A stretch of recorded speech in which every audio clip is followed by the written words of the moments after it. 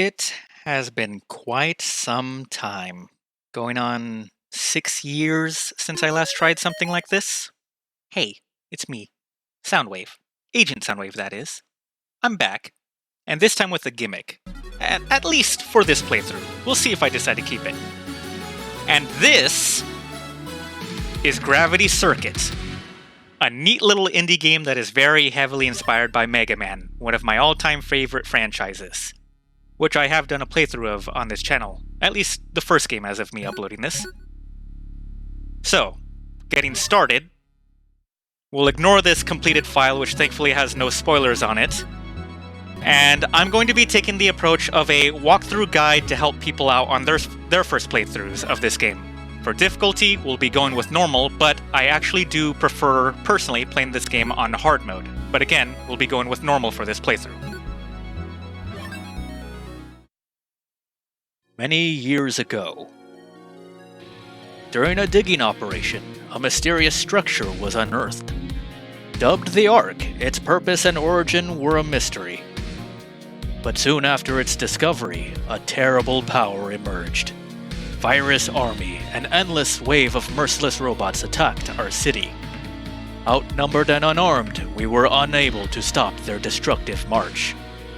However, we had 9 Guardians on our side, the Guardian Corps.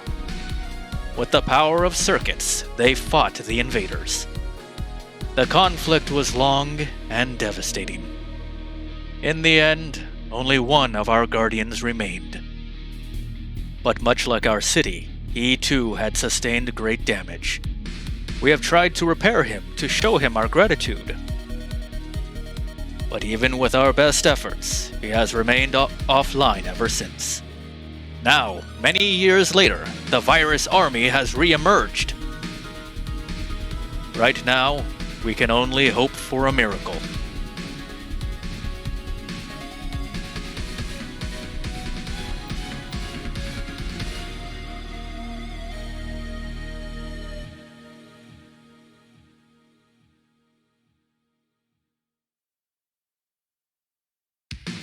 And there he is! It's the Gravity Circuit!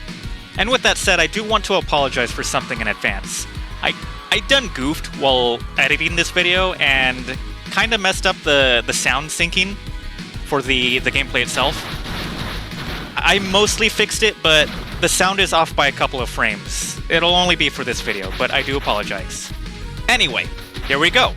The premise of this game is basically, like I said, very heavily inspired by Mega Man, but what if, instead of a gun, you just punch your foes? And you're also armed with a grapple hook called the hook shot. The name of the game is to just basically beat your foes senseless with your fists, and ideally, when they're stunned, which you can tell if they're stunned by the fact that they've lost color, you can grab them with your hook shot and just chuck them at other enemies. Really wanted to put emphasis on chuck. But yeah, that's the name of the game. It's very up close and personal, and it can be a little risky due to just how melee fighters work in these types of games. This here is a health pickup, by the way. Enemies do not drop them in this game, so you're only going to find them just lying around. And that's what the hook shot looks like, by the way. Here's me demonstrating how you can just chuck enemies left and right. I'm going to be referring to it as chucking them, just because I like to. Here's a checkpoint, and here I demonstrate that you can use checkpoints at any point to fully heal yourself, and I mean fully. And the fee for it is basically non-existent. It's dirt cheap. I'm not even kidding. Ah, you have my thanks, Gravity Circuit. I was close to getting scrapped there by those Virus Army ruffians. Virus Army? Where are they coming from? That I cannot tell. Perhaps if you head onward towards the Guardian Corps HQ, maybe you can find some answers there. The HQ, huh? Guess it's worth a shot. Indeed. But before you go, can you hold still for a moment?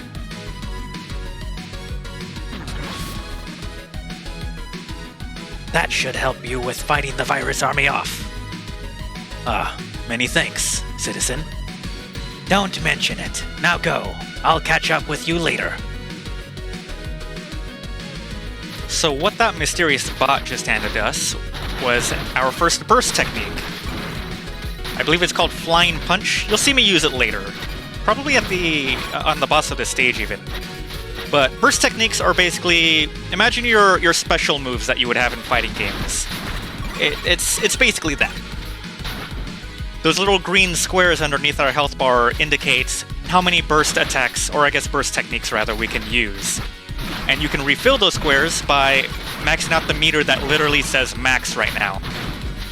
So, have you noticed those little orbs, those little orange orbs that enemies drop when they're defeated? Those max out that meter. Whenever you fill up the meter once, it gives you one square. And then it resets. And then if you fill it up again, it gives you your second square. And that's how you refill your burst techniques. It's quite simple. So I bet you're wondering what's going on in this story right now. I have to pick my words carefully here because a lot of it's going to be explained at the end of the stage, but basically we're playing as a lone operative war hero known as the Gravity Circuit, who has been kind of MIA for quite some time, since the last conflict with the Virus Army, the villains of this game, ended. And as soon as they returned, the Gravity Circuit also returned. From there, we get thrown right into things as we join Kai in his battle to stop the Virus Army once again. And that's pretty much the premise of the story. Again, I can't really say much more because it'll be explained later anyway. So here, we have our typical enemy with a shield in true Mega Man fashion. And here's the hookshot in action. I love the hookshot so much. This thing is so good for traversal. As well as just how you saw me throwing enemy projectiles back at them and whatnot.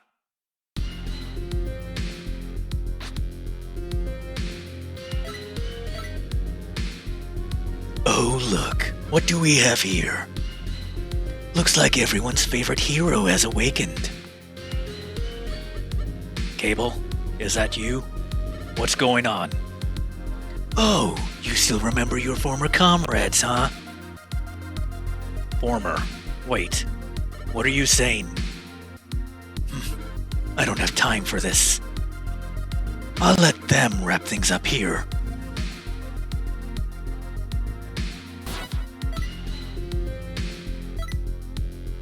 And here we have the intro boss. No, not those guys. Here he comes. There he is!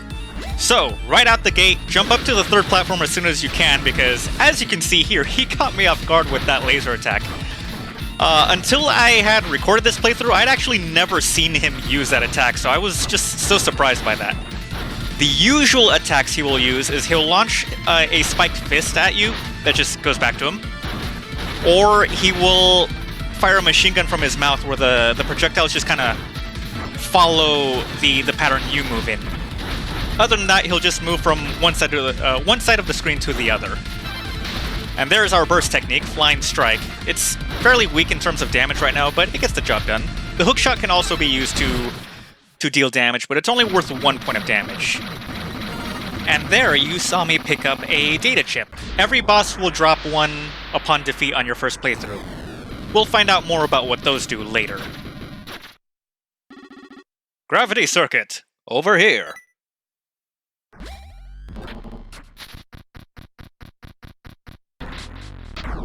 And there you have it. Mission complete! At the end of every mission, you will be rated depending on how well you did. The game will be looking at stats such as clear time, enemies defeated, which is probably one of the more important ones, as well as damage taken. There's no, traditional ranking system in this game, it just determines how much bonus money you get. Ugh. It is so good to see you up and about, Gravity Circuit. Without your help, we surely would have been done for. And you are? Ah, where are my manners? I am Colonel, the commander of the Guardian Corps. Or what's left of it, anyway. I see. But if this is the Guardian Corps HQ, why was Cable out to get you? I wish I could tell you. After the first conflict with the Virus Army, we only managed to recover your body. So, we assumed the other circuits had gone, well, offline. But now, with power circuits showing up at our door like this, it shakes my servos to their core. The virus army. How long has it been? I'm afraid it has been many, many years. Decades since the virus army first appeared, by my count. Your memory banks haven't gone cold, have they? Ah, that's unfortunate. I was hoping you could perhaps shed some light on the situation, but guess we will have to do some digging ourselves. I will check in with our operators and see what we can find out. In the meantime, feel free to explore the base. It isn't what it used to be, but I hope you can find some comfort in it. When you are ready, see me in the mission command upstairs. We'll do just that, Colonel. Welcome to Guardian Corps HQ. We're going to do a little bit of exploring here and say hi to what few people are here, such as Kronos. Here he's talking about how the HQ used to be bustling with people, but now it's rather empty. And there's another data chip. So, here's my opportunity to describe what these are. Explain. So, data chips are these little collectibles that you can get in the game. They, I guess, actually, yes, they do count towards completion. So, as I mentioned earlier, each boss drops one upon their defeat. Oh, here we got Alf is his name, identifying Kai. But in addition to the bosses dropping data chips, so does each enemy in the game, except with them, it's more of a random drop. I believe you've already seen me pick up a few. Alf here is who we go to when we want to have those data chips deciphered, and we want to take a peek at what's inside. It's just like very brief descriptions of every character in the game, really. But it does count towards completion.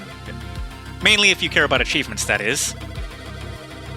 I will be going after every single data chip in the game. However, there's gonna be a few that I have to get off screen. But this will be a 100% playthrough, I'll say that right now. The chips, however, most of them are acquired from defeated enemies, and they just kind of drop randomly whenever they want. So, to kind of spare you from having to watch a bit of grinding, just take my word for it when I say that I get them off screen. But here's the criteria for data chips. We got characters, bosses, enemies. I don't think I buy any here, or if I do, it's maybe just one. No, it's not. But yeah, that's what data chips do. That's the purpose they serve. And now, as we head upstairs, we're going to be meeting another new character who is very important, actually, when it comes to upgrades. Ah, our honored patient is awake, is he? That's a relief. And just in time, too. Although you didn't need to break our healing chamber to get out of here, I'm sure. And who might you be, miss? Oh, no need for formalities, silly. I'm just a plain old nurse bot helping here in the medbay. Just wanted to stop you so I could give you this.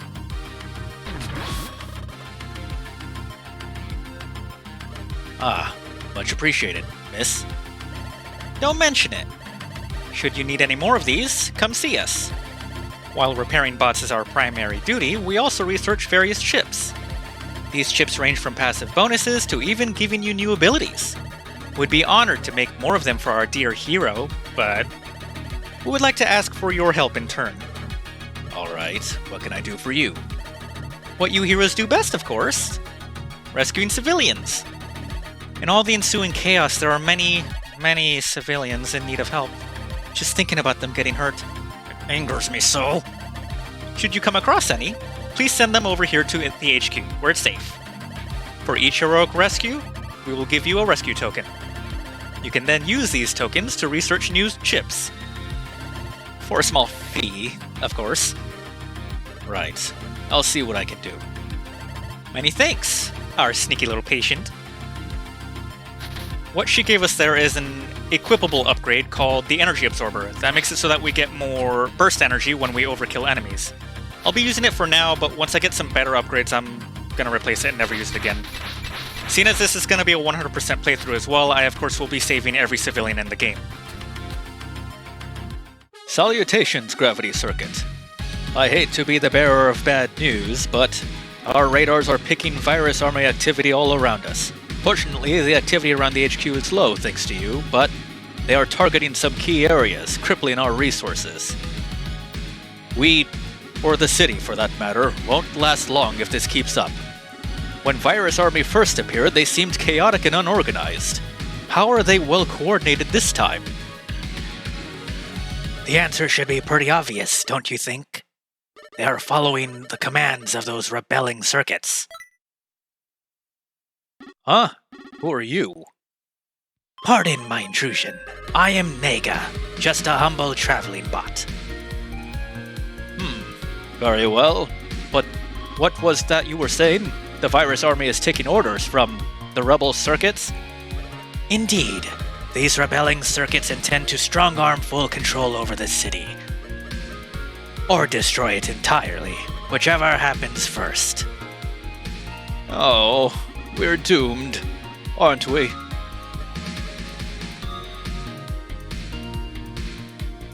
You, Gravity Circuit. What about you? What will you do? I will go after them. I don't understand why they are doing this, but they must be stopped. That's a good answer. However, are you ready to do what it takes? I don't know, but I must give it a shot. Very well. Should you need any help honing your skills, feel free to seek me out. I can teach you an extra trick or two, for a price. Now, if you'll excuse me.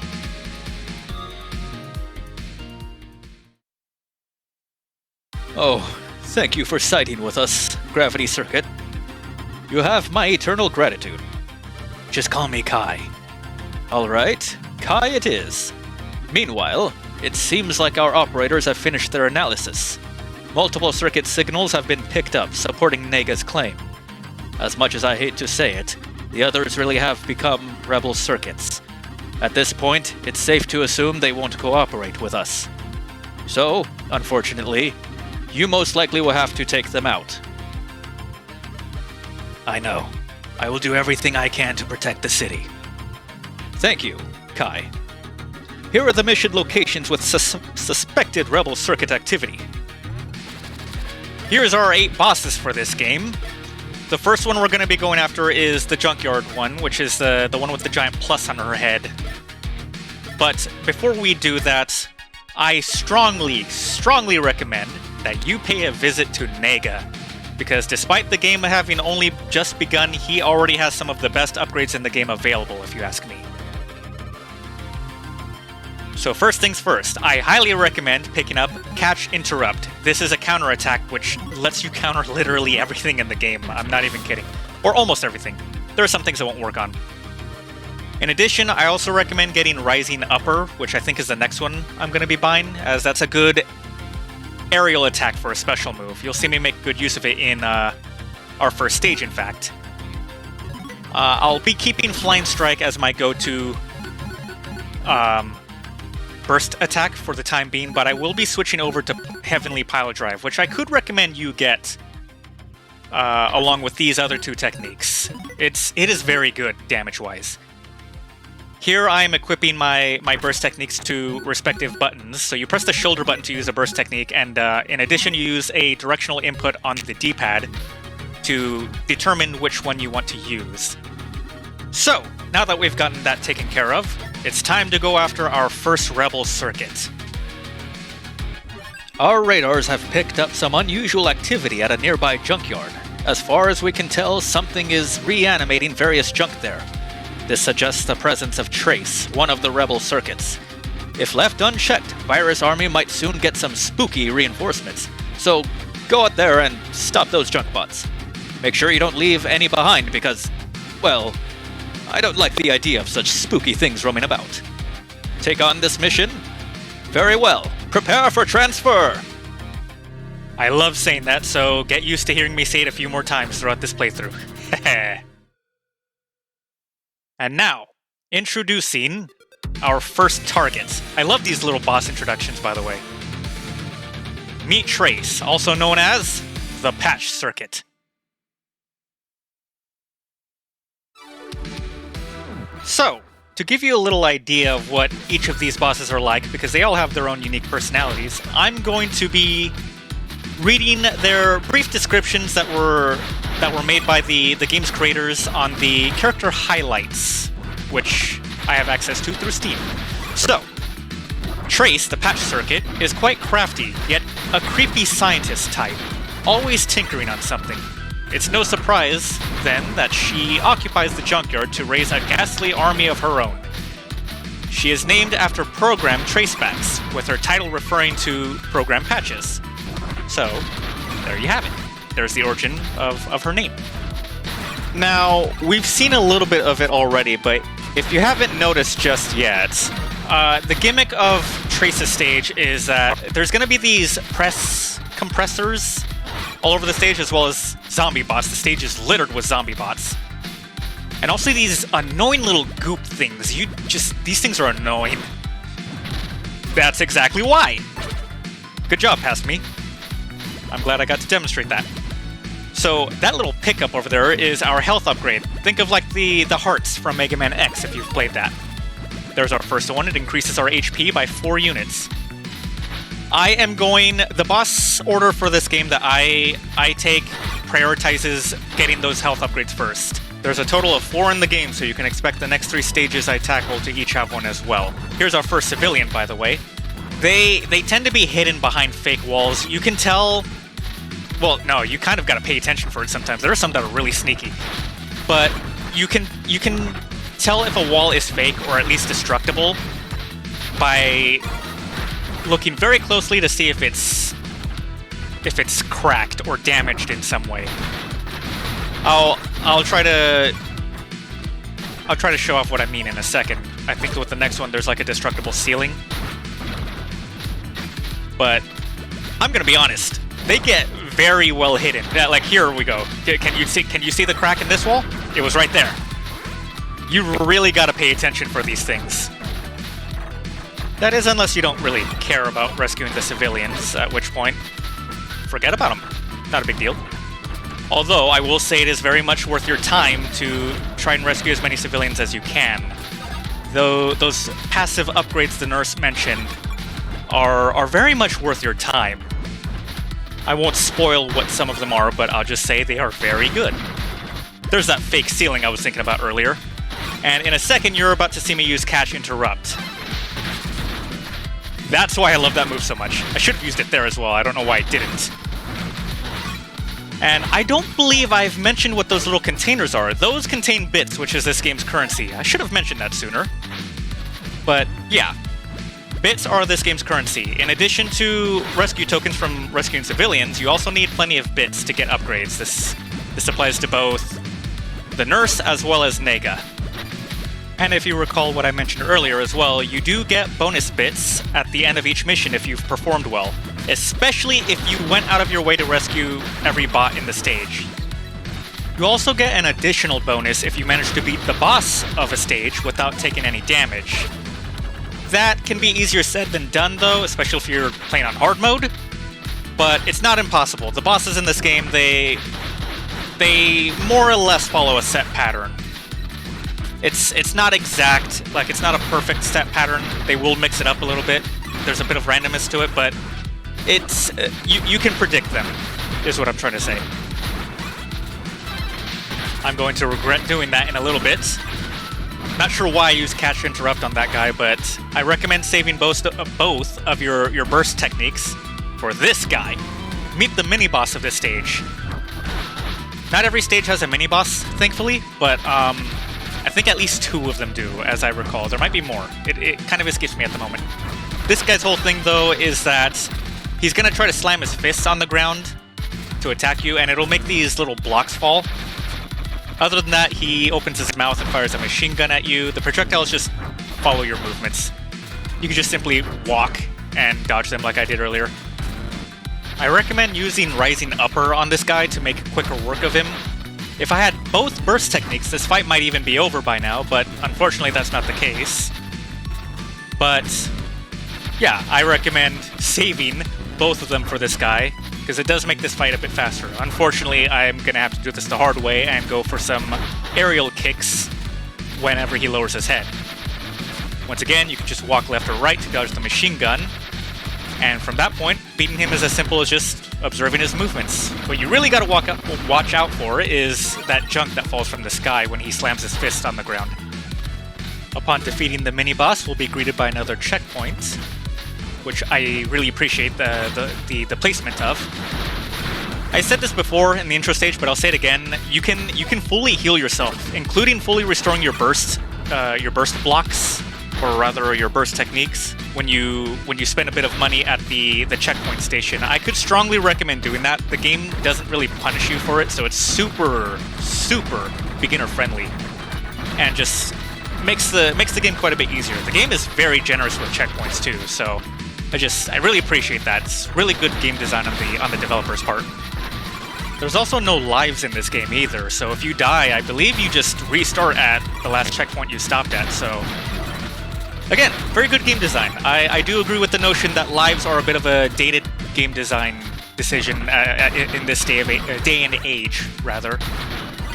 So this game having essentially infinite lives is really good, because you will die when you play this game. I can promise you that. I may be making it look pretty easy, but trust me, this game is actually pretty tough. You would definitely see what I mean if I were playing this game on hard mode. Something I haven't had the chance to mention, by the way, is when it comes to those goop dispenser things, by the way, there's actually an in-game achievement, if that's your thing, for getting through the stage without getting touched by any of those. So, should have mentioned that sooner, but if you're going for completion, try to avoid those at all costs. If you can't, don't worry, you can just restart the stage. Now then, let's confront Trace.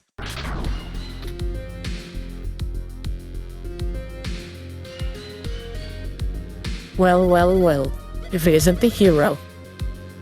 I don't suppose you could stop with all the commotion? I'm trying to work here. We can't have your junk bots roaming out to the city, Trace. Junk bots, you say? You never were a very considerate one, were you? Even without them, you would just try to take me down all the same. Isn't that right? So, perhaps I shall persuade you to reconsider. And there's a demonstration of that little gimmick I mentioned at the start of the video. I'm using a voice changer to enhance some performances. Now, Trace can be a little bit of a chaotic boss, just due to how her AI works. So she's gonna jump around all over the place like a crazy person while trying to keep her distance from you, or more specifically, keep you away from her. She's just, her whole gimmick is zoning. When she gets to half health, she's going to use her special attack, which each boss has and uses when they get at half health. Once she gets to this phase 2, as I'm calling it for her fight, she's going to start throwing more potions all over the place to try and keep you away, while also spawning enemies to back her up. This can get really annoying, as her strategy essentially becomes trying to overwhelm you. But you can use this against her, as you can defeat those foes and chuck them at her to deal some serious damage. What you mainly need to look out for are those spikes she shoots, as well as the potions. The potions especially. Those, if you let her chuck a lot of those will limit your movement severely.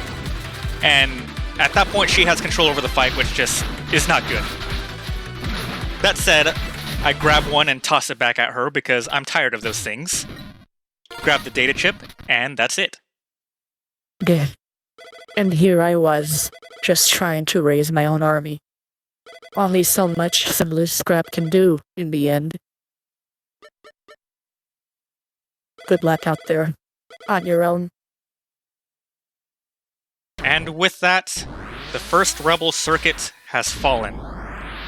So, when it comes to that voice changer, in case you haven't noticed, it's not perfect. In fact, it's quite rough, if you ask me. But I wanted to try using it, at least for Trace.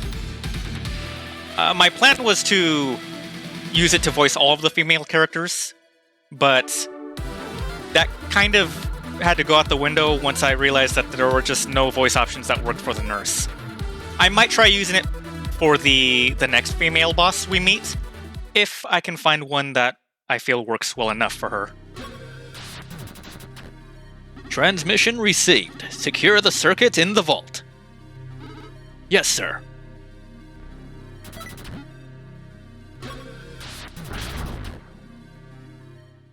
Good work out there. That should put a stop to those ghastly bots. Not that I was scared of them or anything, of course. Let me know when you're ready to tackle the next mission. Admit it, Colonel. You were scared of them. I was scared of them too. Ah, yes. Here's Shock. So, upon clearing each stage, I don't remember if it's only if you rescue every civilian bot or just for clearing it, but you get a new NPC who moves into the Guardian Core HQ each time you clear a stage. Our first one is Shock. He's mentioning how he was basically petrified at the sight of those zombie bots, and it's a good thing we showed up when we did. Now then, get our data chip from him, and let's say hi to Nega. Ah, you've been busy. I heard you confronted the patch circuit. Trace always was an inventive one, tinkering away with her creations. She had grand ambitions with her constructs, always pushing forward. However, this obsession often interfered with her duties. Every so often, she was supposed to provide aid to those who needed it, but she was too busy to give them any attention. This is why Guardian Core HQ got its own medbay. Oh, I think that's enough reminiscing of the past. Care to take a look at my wares? Upon defeating each boss, Nega will have 2 new burst skills made available in his shop. The reason I recommend going after Trace first is so that you can get Emergency Heal. This is a self-heal that doesn't restore too much health, but it can be quite handy in a pinch. It has saved my life several times. You're not going to see me use it too much in this playthrough because I know this game so well now, but it's still a nice safety net to have. And I think I will be using it about once or twice this playthrough. Probably late in the playthrough though. Here's where our rebel circuits, where their cores are stored once we defeat them. There's traces up there.